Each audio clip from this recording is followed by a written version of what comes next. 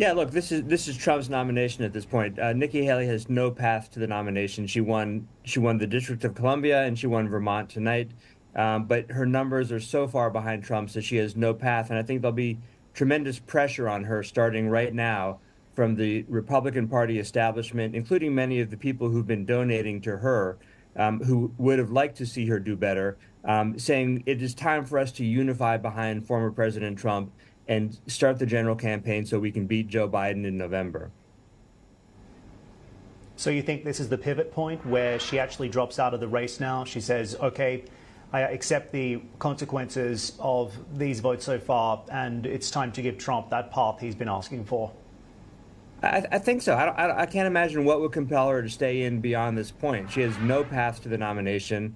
Um, you know, Donald Trump has clearly pivoted to the general election. If you watched his speech tonight, he didn't mention Nikki Haley. He was completely focused on putting forward a policy platform to take on Joe Biden in November. So Donald Trump has moved on. I think the rest of the Republican Party is ready to move on too. So if Nikki Haley stays in at this point, she's really going to be sort of on her own out there. You know, what's been really interesting to see over the last couple of weeks is a lot of the narrative in this race now starting to shift. We're seeing immigration and abortion really emerging as two central front-running issues for these candidates to dig their teeth into. I'm, of course, talking about Biden and Trump here.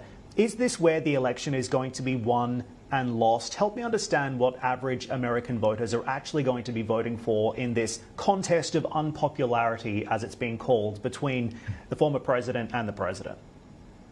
Well, as you note, there are a lot of voters who are not happy with either of their choices in this race. But I think that this race will come down to turnout and turnout in key critical states. And there are warning signs for both candidates in the results tonight.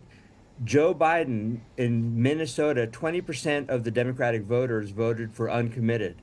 That's a big portion of the population there that did not vote for Joe Biden. And Donald Trump, in some of the states that he won, Nikki Haley won some of the critical suburban areas where the voters are better educated, a lot of suburban women who care about women's reproductive freedom.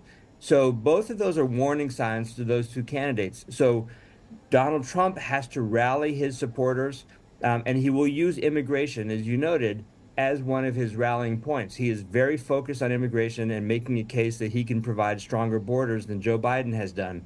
And Joe Biden is going to really hone in on saving democracy and a woman's right to choose, both of which are extremely motivating to the Democratic base.